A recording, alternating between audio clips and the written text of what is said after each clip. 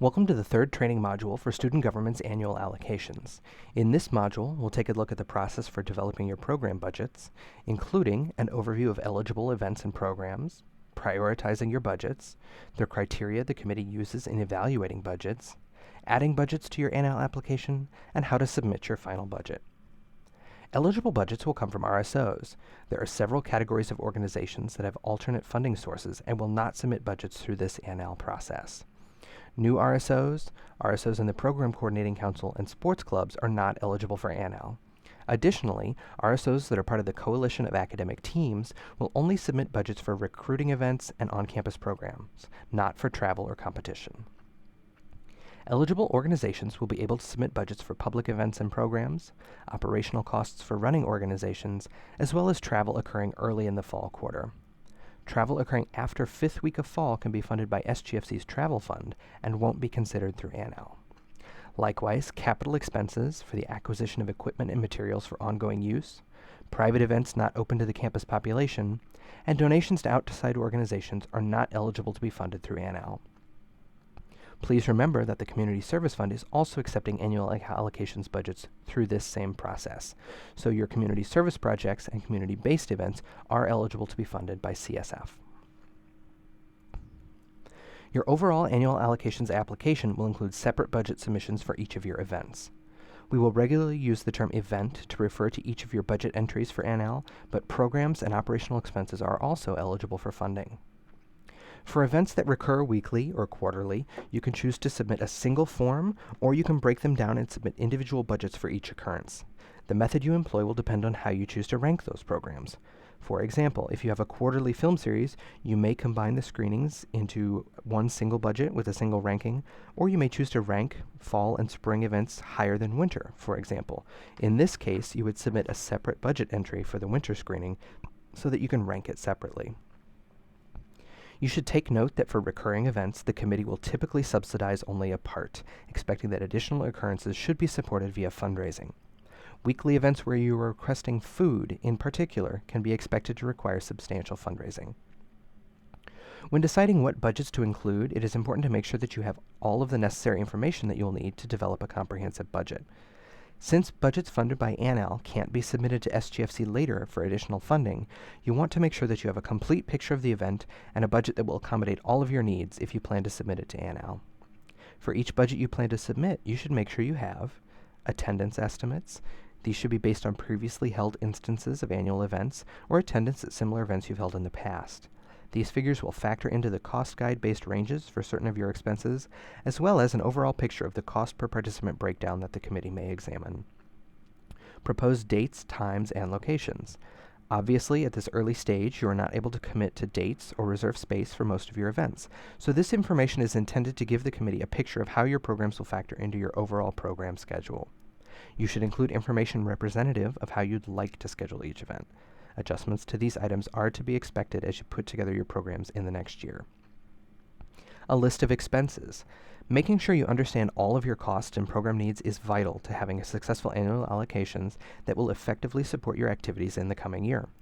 Common items that are left out by RSOs include funds for advertising your events, charges for audiovisual equipment, and fees for securing the rights to screen any films.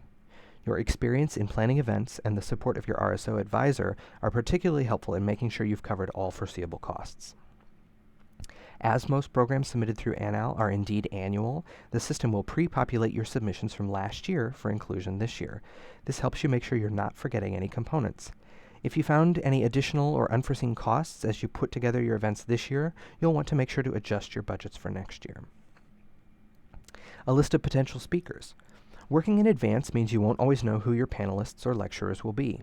For any event with speakers, you should provide a list of past speakers or potential speakers to help the committee understand the event you're proposing.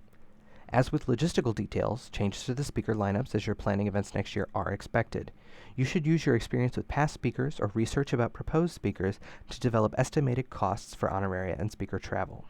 If you have a large number of speakers or can't estimate where a speaker might be coming from, you may want to wait for SGFC next year to submit the program's budget so that you can get a better idea of your speaker funding needs. For any services, you should be able to explain how you came to the amounts quoted in your budget. Most effective are a quote from a company, past charges incurred, or airfare quotes from the internet. Funding requests for expenses such as charter of school buses, catering orders, travel costs, or the rental of equipment should all have a demonstrable basis. You can include these in the notes section of the budget, or you can upload quote documents. Don't feel pressured to submit everything through Annual. If, at this early time, too many details are unknown for some of your proposed programs, you should give serious thought to waiting and taking those budgets to SGFC next year. That committee has access to the same pool of funds as Annual and meets weekly beginning 5th week of fall to provide additional opportunities for funding for new and developing programs. You should also note that you can apply to SGFC as early as your budgets become ready. You can apply in fall for a spring event, for example. This gives you plenty of time to fundraise for additional funds not provided by SG. As the committee reviews each of your event budgets, they will utilize your prioritizations to determine how to allocate funds to you. The committee will begin with your first priority and consider funding for each of your events in turn until they reach a point at which they need to move on to funding other organizations. If your first priority is extremely costly, for example, the committee may decide to focus their funding on that single event and leave you to fundraise or apply to SGFC for further priorities. If you would prefer to get partial funding for multiple events, you should share that information with the committee and your advisor. When determining your rankings, you should consider factors like which events are vital to your mission, which are key to your brand on campus, which events have historically received little support from other sources, and events taking place very early in the year that provide little lead time for fundraising. Annual requires the itemization of all expenses.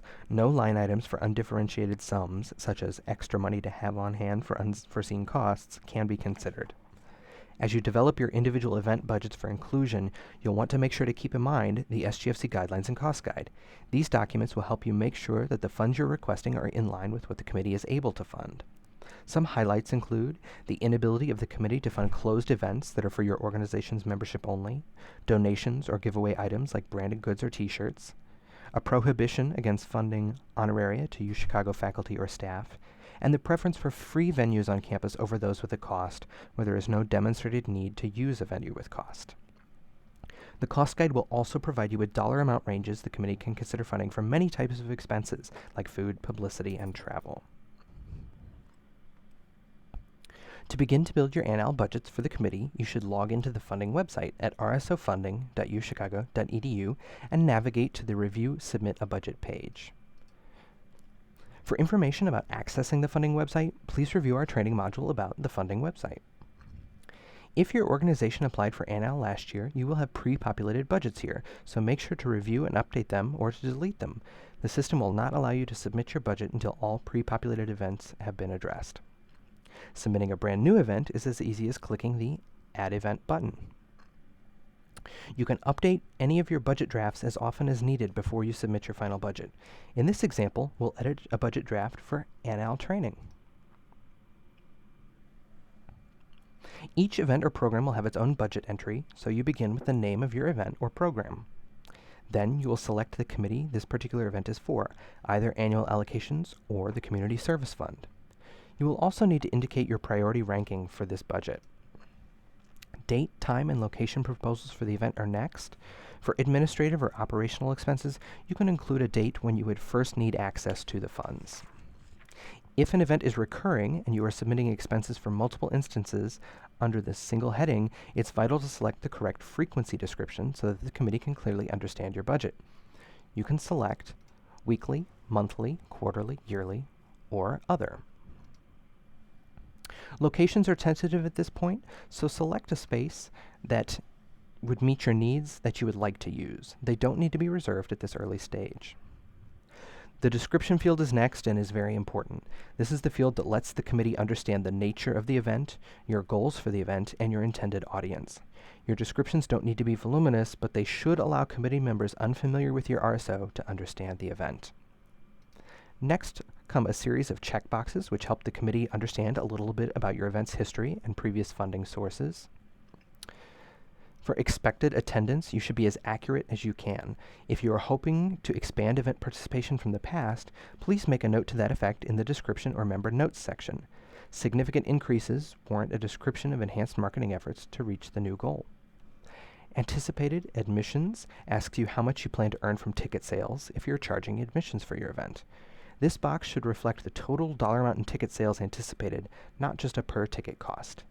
Any anticipated ticket income will also need to be deducted from your line item budget, as the SGFC guidelines require all ticket, admission, or registration income to be deducted from the cost of your event. Other funding sources is a chance for you to list the other sources of funding you have received in the past for your program, or the sources you plan to reach out to for next year. You should make a commitment to how much you plan to raise and deduct it from the event's budget line items. For a large-scale event where you list no fundraising, the committee may determine an amount of fundraising that they feel is appropriate. The Member Notes section is another opportunity for you to share information with the committee.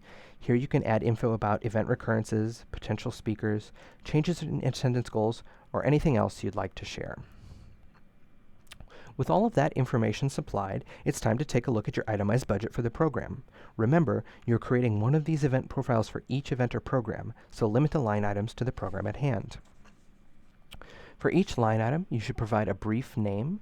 This should be a description of what it is, the vendor, you can include quantity information, etc. The field is small, so do your best to be as communicative with your descriptions as possible. If you cannot convey all of the detail you need, please feel free to submit an additional document with more detail, or utilize the Member Notes section. Once you've titled your budget items, select the category that best describes the event, expense. There are items here for expenses as well as different types of income that you may need to deduct. The amount fields begin with the amount requested last year and the amount granted last year fields. The site will automatically supply this data for any of your pre-populated budgets from last year's ANAL. Newly requested items will not have data in these fields. Just a note here, if you don't plan to ask for one of your pre-populated line items again this year, I would recommend against deleting the line. Rather, I would say submit $0 in the request amount line. That way, the amount of funding you were granted last year is still preserved within the budget. The spent this year column is where you report to the committee how much you spent on each line item this year. This should be included for all items unless you have a new budget that you're electing to take to ANAL instead of SGFC. For events happening later this quarter, you should estimate this year's costs based on your event planning work done so far. Finally, the request amount field is where you indicate the amount of funding you're requesting from the committee. When you are including fundraising and co-sponsorships, it's important to include all the costs of the event in your line items, even those for which you have other sources of funding. You should include those line items too, then offset their cost by including income line items with negative dollar amounts in the request field, as seen under our fundraising item. Remember that for any CSF budgets, you must show at least 10% of the cost of the event being offset in this manner. As you can see in the last line item of this budget, the co-sponsorship we listed in the Other Funding Sources field has been deducted in the line items. This helps the committee understand the full cost of the event and how ticket sales, sponsorships, and fundraising come into play. Here's where groups sometimes run into trouble. If I had not included that income line item, the committee would have deducted $75 in fundraising for me. This would work out the same on this budget. But let's say my co-sponsorship funding was specifically earmarked to cover part of the speaker's fee, and I had deducted the co-sponsorship amount from the speaker fee and not shown the full costs in the line items.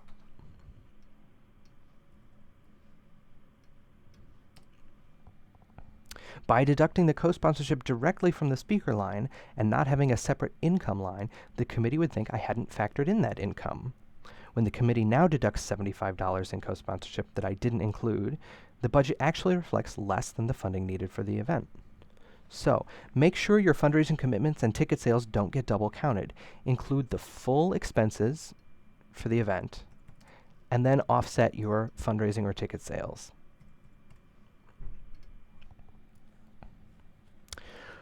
Once you save your budget at the bottom of the page, totals will be included at the bottom of your line items.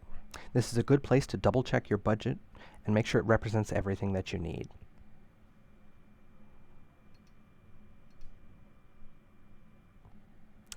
Another key piece of info for working on budgets is that the system will time out. Save your work regularly. By saving periodically, you'll also get those updates to the totals that will help you keep track of your expenses. So once you've updated or deleted all of your pre-populated budgets from last year and built all of your new budgets, you'll need to submit your application. These saved budgets are not available to the committee until they've been submitted, so don't forget this step. When your budgets are finalized, click the Final Review and Submit button. Here, you'll get an overview of each event you've submitted along with the totals for your entire budget. You should print this page before moving forward. We've asked that each group submit a hard copy of this summary to the Student Activities Center on Monday following the annual allocations deadline. If everything looks correct, you should affirm that you have read all of the requirements and information, including the SGFC Guidelines and Cost Guide, and then click Submit Budget Request. You will receive an email confirmation of your submission, and you will also be able to see a timestamp of when your budget was submitted. You will be unable to make any further edits once you've submitted your budget, so make sure you're ready before doing so. We hope that this overview of budgets has been helpful and that you will join us for our next presentation about reviewing your allocations. If you have any questions about the funding website, building budgets, or the ANAL process overall, please take a look at the resources on the Center for Leadership and Involvement website. You can also reach out to your RSO advisor or to the committee representatives for further assistance.